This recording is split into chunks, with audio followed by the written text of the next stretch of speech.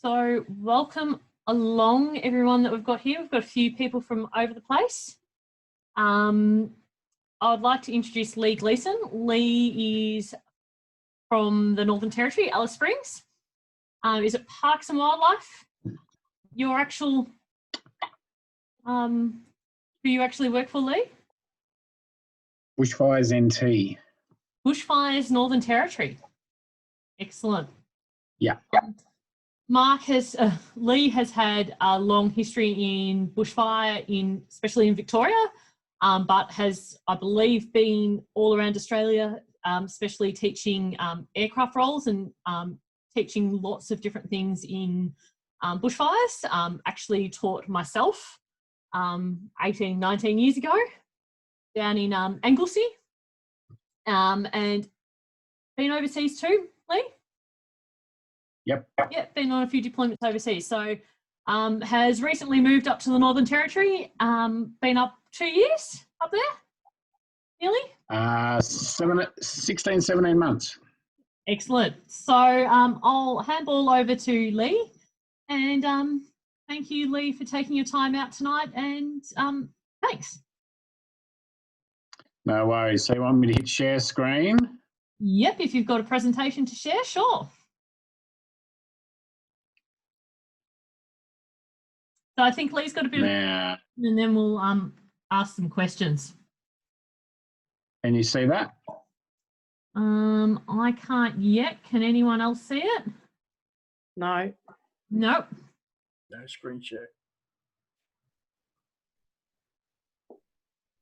So share screen, and then it should come up with a window. Hold on. What you want to share.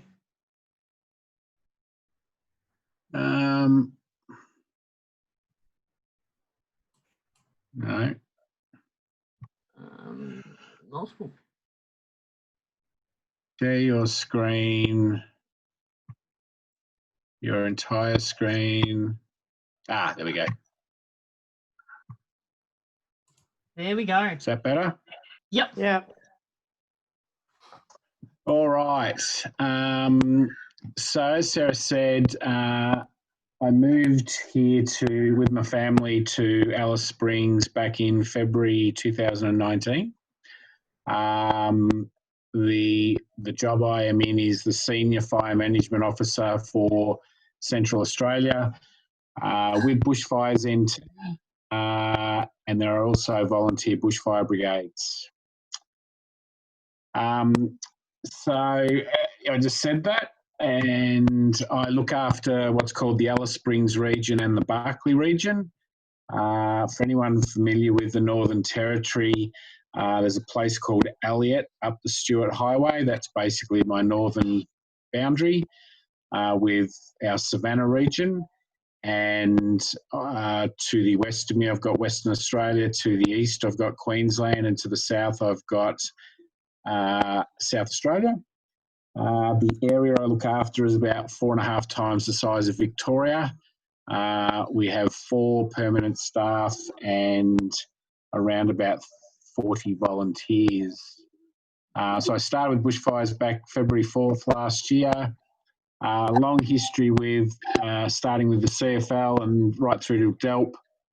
2016 to 2019, I was the regional rating officer for Grampians region. 96 to 2016, I was the fuel management officer for the Midlands. Sorry, that should be 2006 to 2016. I was the fuel management officer for Midlands Fire District. And 1994 to 2006, I was the senior fire management officer for the Bacchus Marsh Fire District, which is basically the area just to the west of Melbourne. 1987 to 1994, I was the forest planner down in the Orbost district. I actually started my career in a little place called Bendock, which some of you will be aware of. Spent 3.5 years there and then 12 months in Orbost before moving down to Bacchus Marsh. Bendock's actually been in the news in the last couple of days, Lee. What's happened? There was a murder. Really? Oh, really? Yeah. Really? There you go. Well, I heard it on Melbourne radio, but yeah, it's but found out it was a new family, not a long-standing family there. Anyway, sorry to disrupt you. No, that's all right. I'll have to ring Graham and Marg and say hello and find out what's going on. So bushfires. Bushfires is a little bit different to all of the other fire agencies across the country, but there's 32 of us in total. We employ about 6 to 8 seasonal employees, and they're mainly employed in the top end this year. The top end in Catherine. But yeah, total of 32 full-time employees. I have, or am about to have, 3 fire management officers, and I also have an office manager. So right at the moment, I only have the 1 fire management officer. He's a guy by the name of Tom Morrison. He's also come from Victoria, was a PFF around Ballarat, and then spent a bit of time up around Corryong. But he started with me back in August, and we are in the middle of a recruitment at the moment to recruit 2 more fire management officers. So hopefully in 2 or 3 weeks' time, I'll have 3 of us plus myself, which will be much long overdue.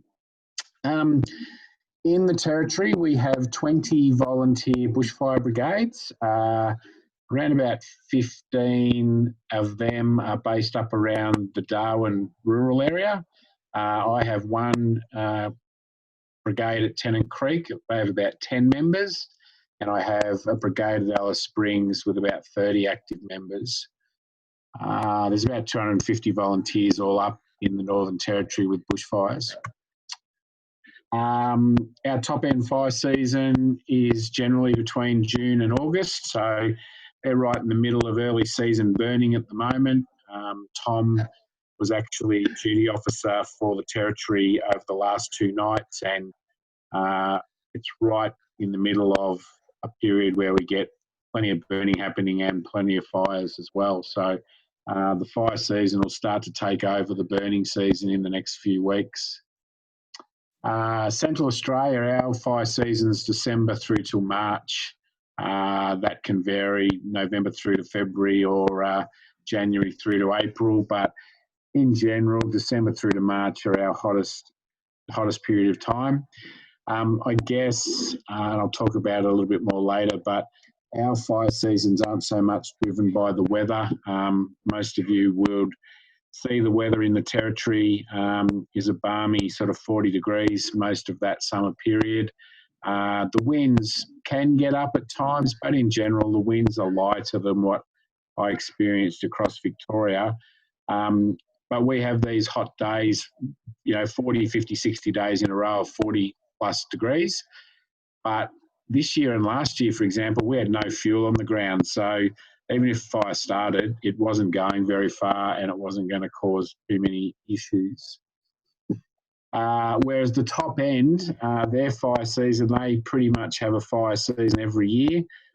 Most of their fuels burn every second year. So they have a fire frequency about every second year up there. Down here, we have a fire frequency maybe 3, 7 out to 10 years. So Central Australia is probably closer to 7 to 10 years before we have our fire season. The simple formula here in the Territory is the more early season planned burning that's completed means less wildfire. Top end, if you could imagine 100% of ground burnt, not that doesn't mean the whole of the top end's burnt, but of all of the fire activity that occurs in the top end, the only thing that varies is the amount of planned burning compared to the amount of wildfire. So, simple analogy, if you had 100 hectares every year that burnt, if you burnt 80 of those hectares by planned burning, then only 20 hectares will burn from wildfire. If you only get 20 hectares burnt with planned burning, then the other 80 hectares will burn with wildfire. So the more planned burning we can get done, the more early season burning we can get done, the less of a fire season we have, if that makes sense. My priority, sorry, I've just got this little thing on my screen.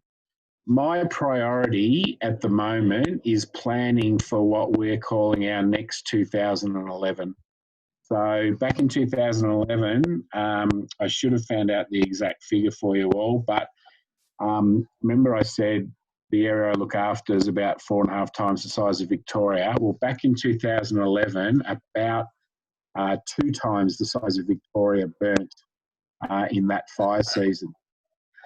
If we look back in history, every bad fire season we've had has come after 2 seasons of above average rainfall. So that makes it really easy for me to plan right now. Once we get the first season of rainfall, we'll start doing some early season burning that following season, if you like. And then if we get the follow-up second season, then we can expect a bad fire year.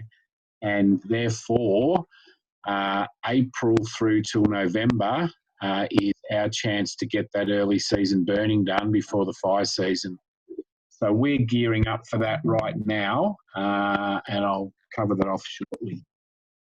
There's the territory, and as you can see, I look after the Barkly and Alice Springs region, which is over 2/3 of the territory.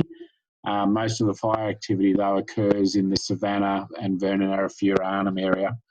I guess Alice Springs fire season, we get probably 1 or 2 every 10 years, whereas the Savannah, Vernon Arafura, Arnhem Land have a fire season every year. My main activities at the moment, or all the time, regardless of the time of year, we're heavily into engagement.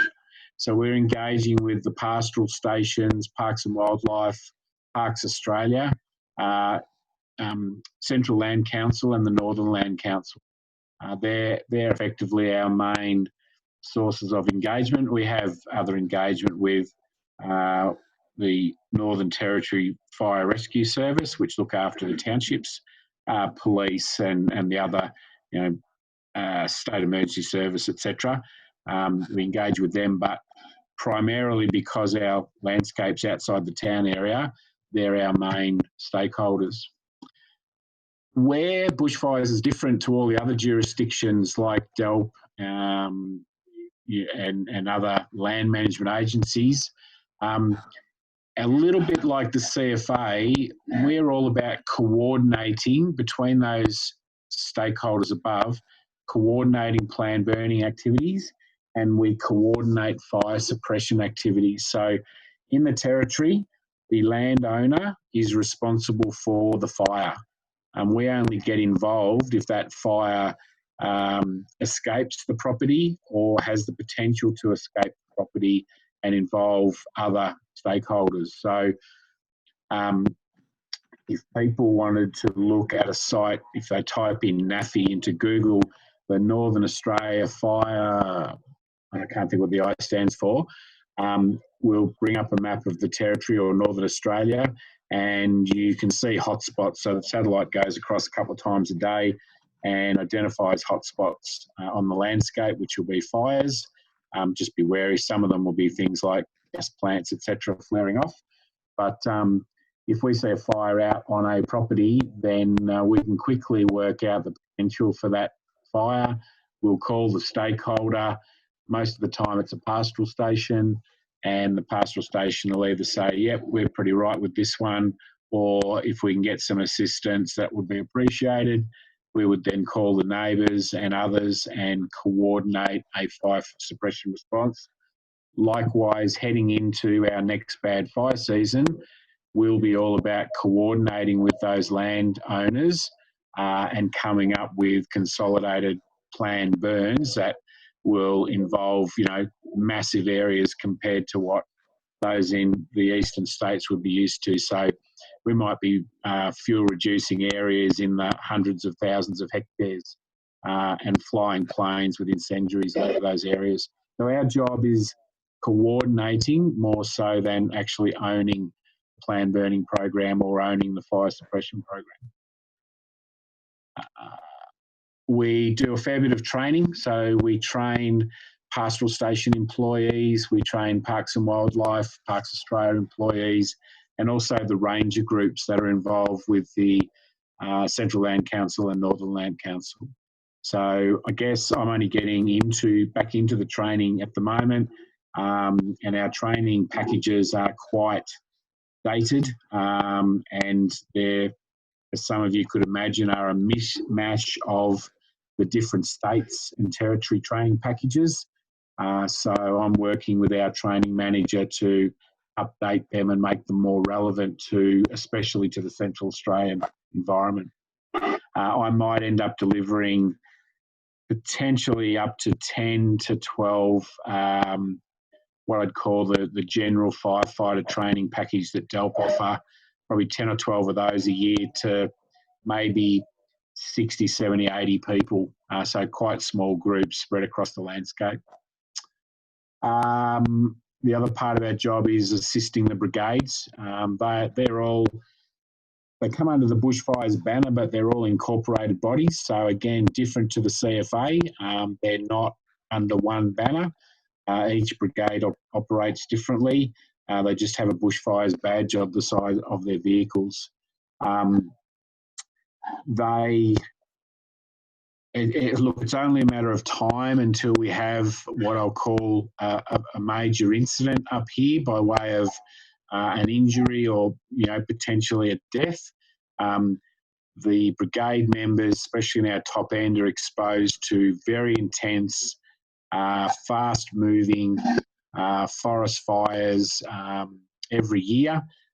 We have an issue in the top end with gamba grass, which causes very high flame height, very intense fires. And in these rural blocks, it's only a matter of time until we have a pretty bad result. But again, they're fairly used to the situation. Our job will be to make sure they've got training and the appropriate resources. But again, we're about helping managing the brigades rather than owning them. I've just got some pickies of the landscape that I've sort of taken over my first 12 months. This is in around Alice Springs. The grass you can see in the foreground is what's called mental blank. I've forgotten what it's called. Buffle grass. Is that spinifex?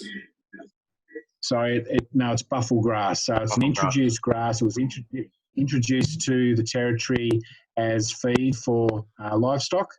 So the graziers love it, but from an environmental point of view and from a fire point of view, it's increased the fire activity, and it obviously suppresses natives coming through. So there's a fair bit of work going on to try and reduce the amount of buffle grass, but a bit like other weeds in Victoria, they're spread by people, vehicles, etc. You'll find most of the major roads in the territory, as you move further out from town, the amount of buffle grass decreases, but it's carried out and it's literally the roadsides. You can get a false impression of 50 metres either side of the roads buffle grass, but as you go into the properties, you'll get back into the native grasses. The bush you can see in the middle ground is basically a mulga bush, and you can see the rocky outcrops that you get.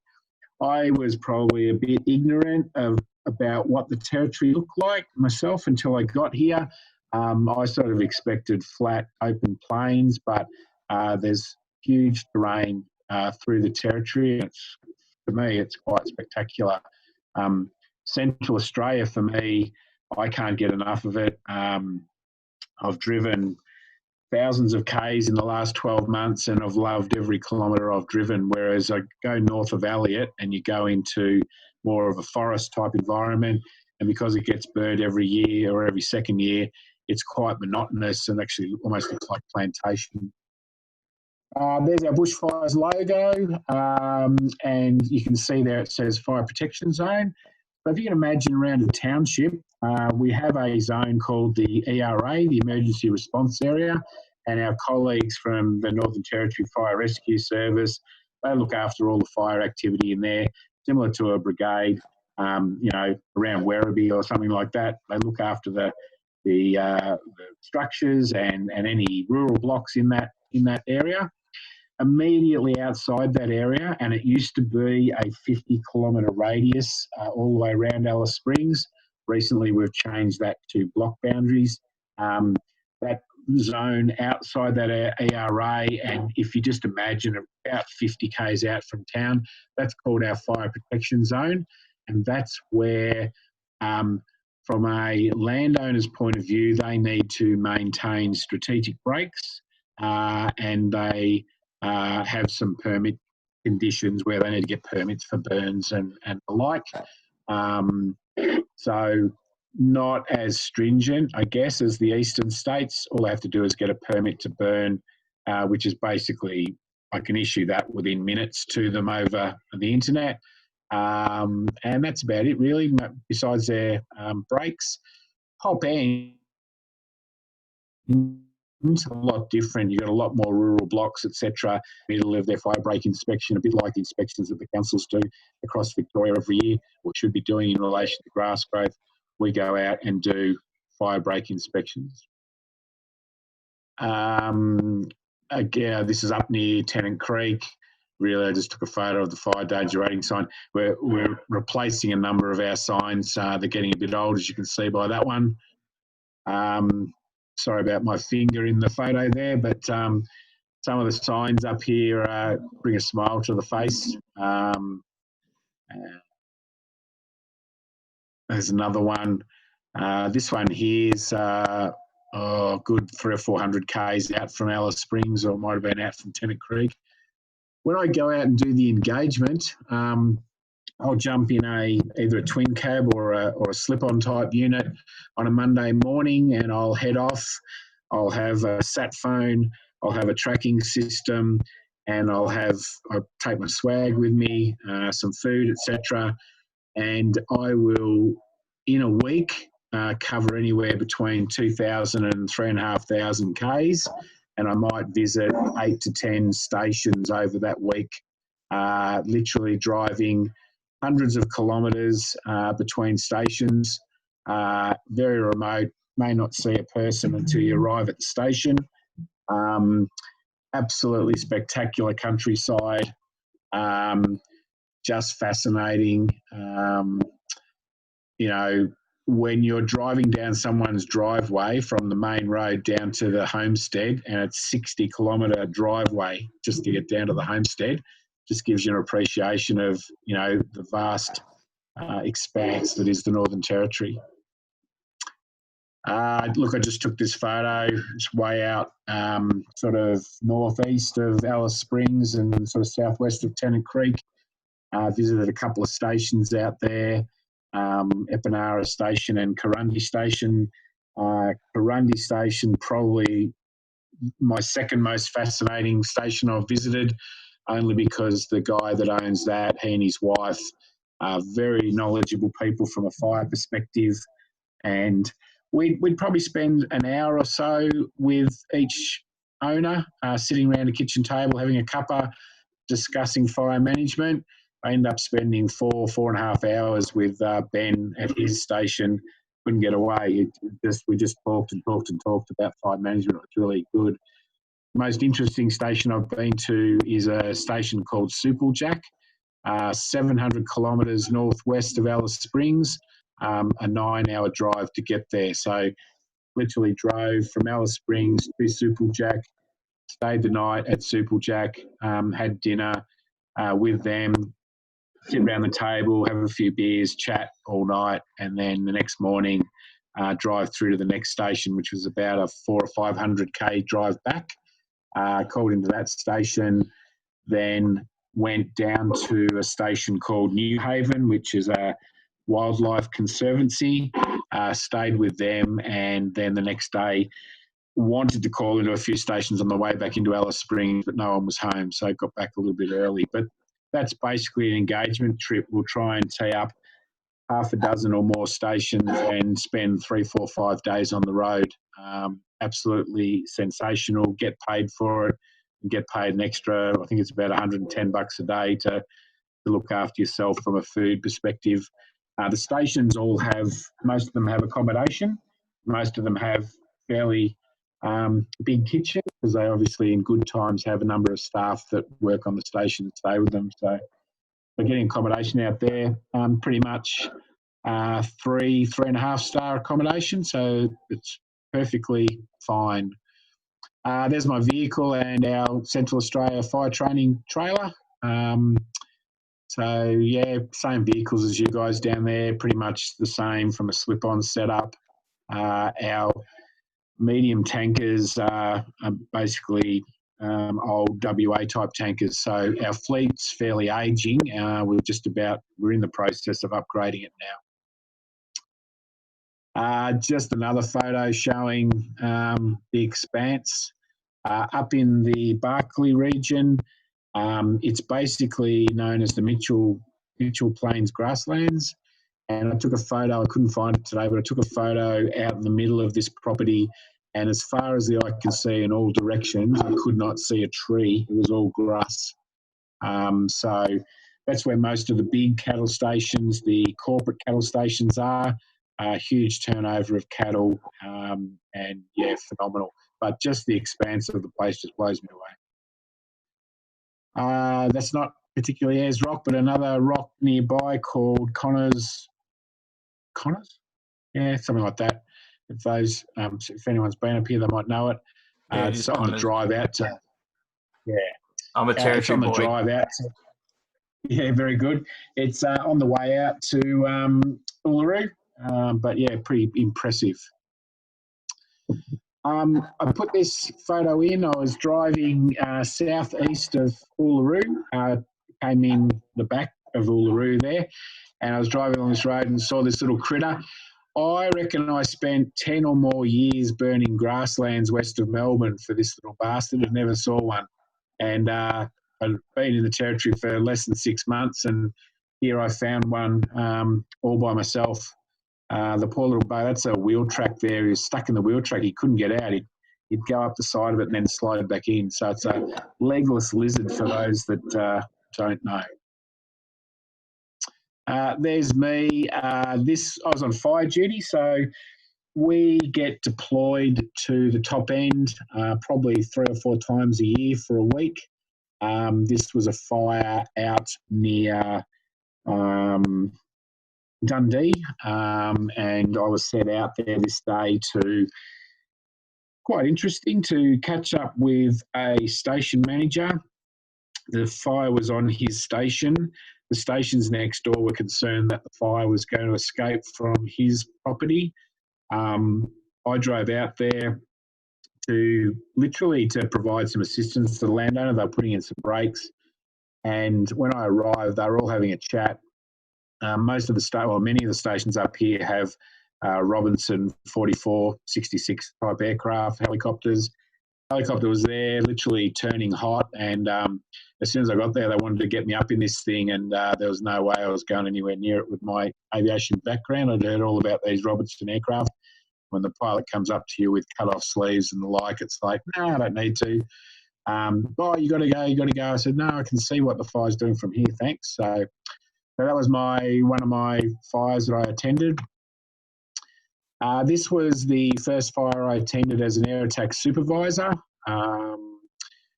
Pretty much I learned very quickly how they put out fires. Bottom left, you can see that triangular paddock. When I arrived, the fire had consumed about half of that paddock. And my first layers that we put in, if you could imagine a firebomber flying down towards the bottom of the page, I was trying to cut the fire off. And the loads that went in were perfect and basically did that. And then top of the page there, the top of the burnt bit, all of a sudden I look around and they've started a backburn, and they've put a backburn in from that main road running out to the east. And that became the burn boundary, as you can see. And then all we did was basically support the backburn that they put in. The majority of fires up here are put out with backburns. And for those of you, I'm pretty sure most of you have been involved in firefighting, would know how long it takes in Victoria to get approval to put in a backburn. But what happens here is any one of you on the crew. If you're a firefighter, you're out there and you're in charge and you want to put in a backburn, you just call a duty officer and say, I'm putting in a backburn from the corner of that road down to there, and you'll get approval straight away. That's how quick it happens. We'll do a little bit of a risk assessment, but effectively we leave it to the people out on the ground to make the decision. All we ask of them is to let us know what they're doing so we know what they're doing. But backburning's the major way of suppressing fires up here. Summing things up, thoroughly enjoyed my time in Victoria, but so glad to have made the move to Central Australia. Loving the landscape, loving the weather, and yeah, I don't think you'll see me back on the eastern seaboard until I retire. Thank you. Thanks very much for that insight, Lee. You can stop sharing your screen if you want now. Yeah, thanks very much for insight. Does anyone have any questions they want to ask Lee at all? First of all, I'm going to ask, what is the most different thing you've been involved in that you would have never been involved in Victoria? I've done Cyclone Trevor last year. I'd been in the territory less than a month, and we had Cyclone Trevor that came in through Queensland, and the initial predictions were for it to come literally down to the outskirts of Alice Springs, but it would have, its initial trajectory was going to take it basically into Tennant Creek, and then it would swing south and then east and back into Queensland. So all of a sudden I became operations officer for that event. So that was interesting. Gave me a great opportunity to meet all the emergency services. So that was fun. And then with this COVID stuff over the last 6 or 7 weeks, I've been the operations officer. We've had an IMT running every day, around about 10 or 12 people. And I was the operations officer for probably 2 or 3 weeks of that. It's different up here from an incident management team point of view. They have a pseudo IMT. So you have a controller, you have an operations officer, you have logistics, you have planning, but all of the agencies, so if you can imagine Vic Roads, do we have a Department of Health in Victoria? Do we have, I can't think, but up here we have welfare and territory families, and our Vic Roads is an organisation called DIPL. Who else do we have? We have the Shires. They are what are called functional groups, and they don't quite fit into the IMT structure. So for me, it's a little bit confusing. But the whole incident management team thing is growing in the territory. We're a long way behind the other states. But that's probably been really interesting, the incident management side of things. But for me, it's the travel, getting to travel around the territory, meet these station owners and managers, and yeah, fabulous. Awesome. Anyone got any questions? What kind of training requirements is there for the volunteers? The volunteers do. I've just forgotten the name. What's the basic one the CFA do down there? Minimum skills at the moment.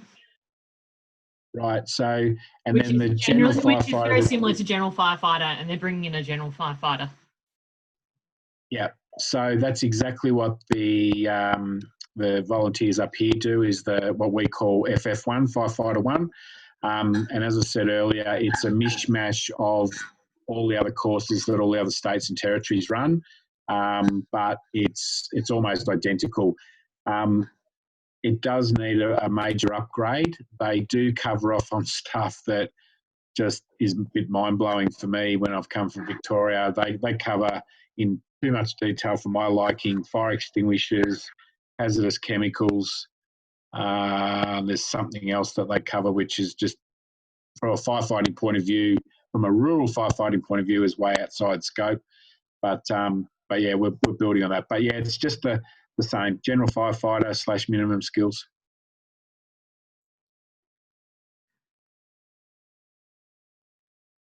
How are you managing with Corona at the moment? So your Alice Springs Brigade and your other unit, are they training? How is that working? Everything was shut down. So from a territory point of view, as soon as they shut the borders, basically, like everywhere else, we couldn't mix. Our top end staff, over half of them were working from home, so they had a bit of a roster, working from home, working in the office. The volunteers in Central Australia haven't been able to train for the last 6 weeks. I think they're going back to training next week or the week after. Can't remember. Top end, we just put in place some, hand washing and wipes and all that sort of stuff for vehicles. And we've still been able to respond. We've still maintained the social distancing. There hasn't been too many issues up there. I think people will come out of it and say, yeah, we probably complicated it a little bit, but it hasn't been too bad. Can you give me a quick appraisal of how it affected things down there from a firefighting point of view? Yeah. Does someone else want to speak?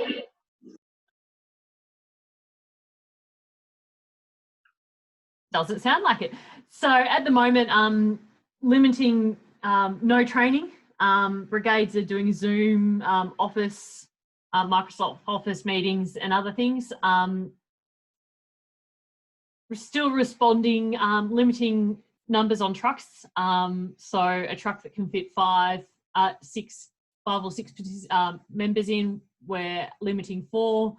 In those trucks, in slip-ons, it's 1 or 2. So limiting numbers on vehicles and really taking into account, do we need to have those extra vehicles attending, getting that extra information from Vic Fire, etc. before we go. Yeah, anyone else want to add in other things? Some brigades are putting on rosters. So for volunteer brigades, I know one brigade that's got 3 rostered teams, a day shift team, which are generally the retired stay-at-home people, and then another crew, A and B. So the day crew is 6 a.m. till 6 p.m. The other crew is 6 p.m. till 6 a.m. and they're on week about. Non-attendance at the station unless it's the critical items. And making sure if you do attend stations, everyone has to sign in that they've attended. So washing, Nellie's here. She's the truck cleaner after all the calls at Bairnsdale. So making sure, hand sanitizers, making sure you wipe down, wash down as you come in and out of the trucks. Yeah. Pretty much what's happening, unless anyone wants to add any. We had a question here. Yeah, I'll go, Nell. We've changed it since the last time you've been to a fire call, Sarah. Pretty much before you get out of the truck, everything's in the truck for you to clean. So if you're sitting in the truck, you clean your section of the truck before you actually get out of it now. Beautiful. So there was a question here from Callum. Given the distances involved, how long can it take for brigades to arrive at a fire? As I said, our fire protection zone was a 50-kilometre radius. It's now a lot further out to the west because we have the West McDonald's Park, National Park, and we've followed that boundary. So to get all the way out to the other side of the FPZ, well over an hour.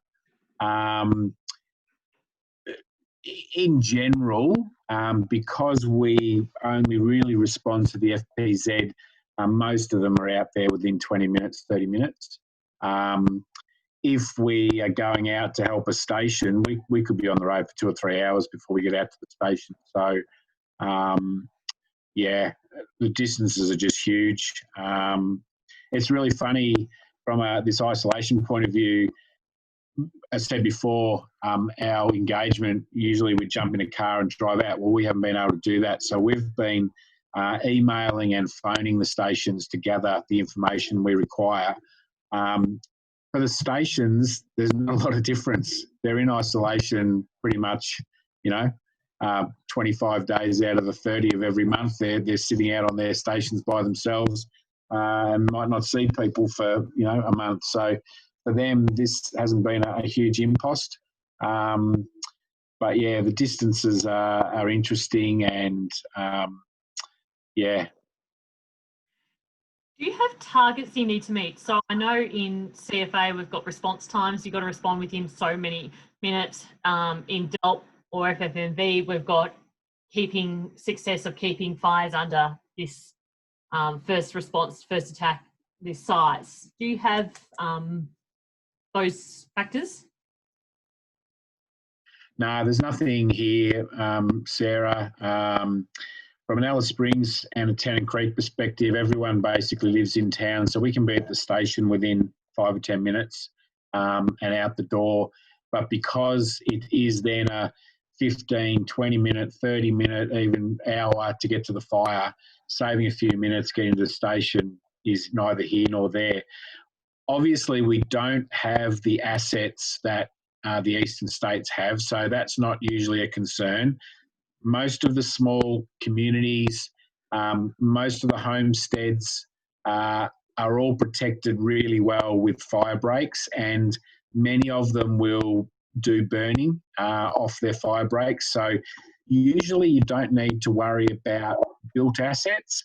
The biggest asset in Central Australia is actually the grass for the cattle. So as soon as there's a fire in a station, the station is trying to bring that fire under control as quickly as possible because they don't want to lose feed. They lose half their station's feed and they've got a couple of thousand head of cattle. That's huge issues for them. So our biggest asset in Central Australia is the grass. So saving a few minutes to get out the door is not a big deal. We're more about, I suppose, making sure that we've got everything, that we've got tracking systems that we've set up, working alone type stuff. That's probably more important than saving a few minutes getting out the door. Cool. Thanks, Lee. Anyone else have any questions? If not, we might call it. Did you, Griff?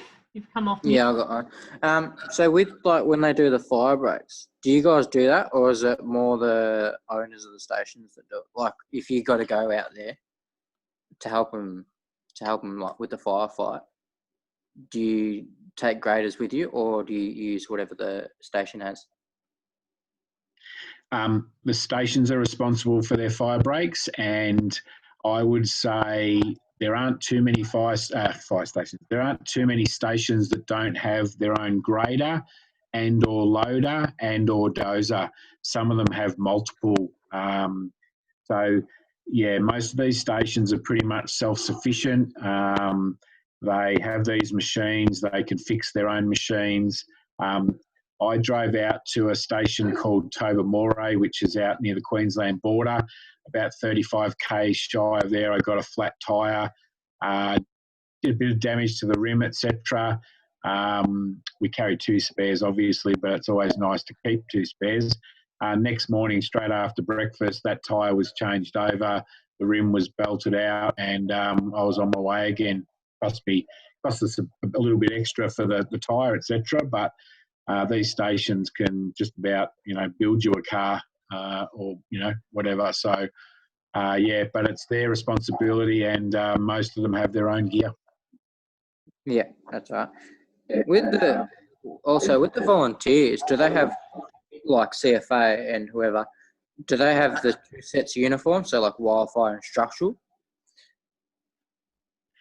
So they have a yellow overall, pretty much like the CFA. They have all the same sort of PPE that you guys would have, and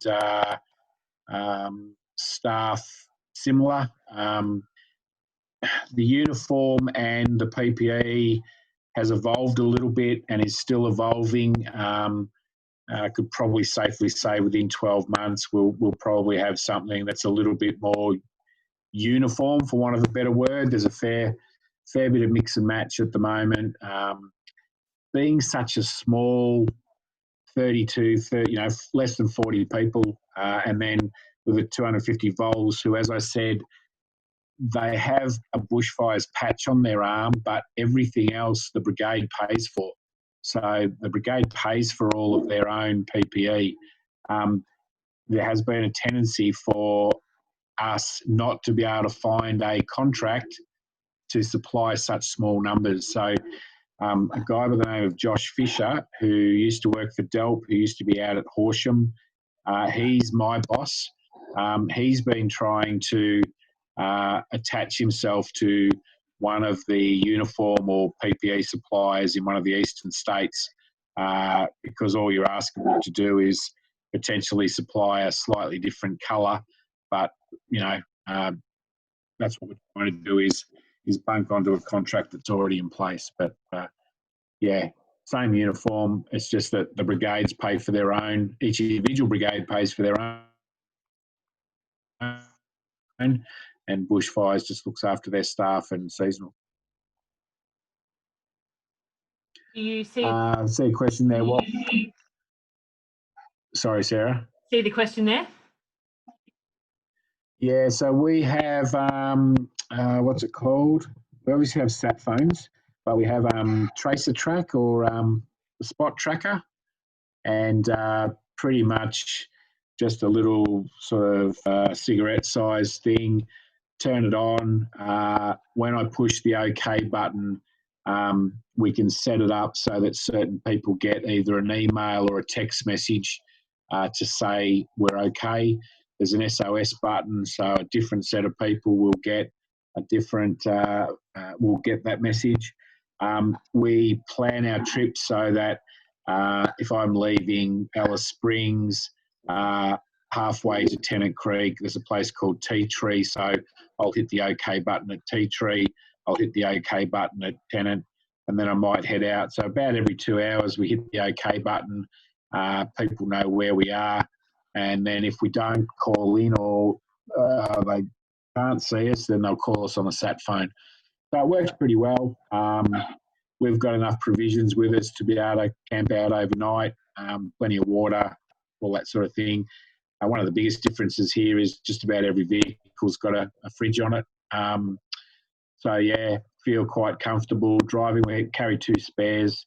And as I said, every station's got the ability to basically send you out the gate with a fully kitted out vehicle again. So it's a bit daunting the first time I did my first big trip. But once you get back, you go, oh, that's not too bad. And the worst it's going to be is you're going to be stuck out there for maybe 24 hours until someone comes to get you. I've got to learn just to slow my vehicle down a little bit.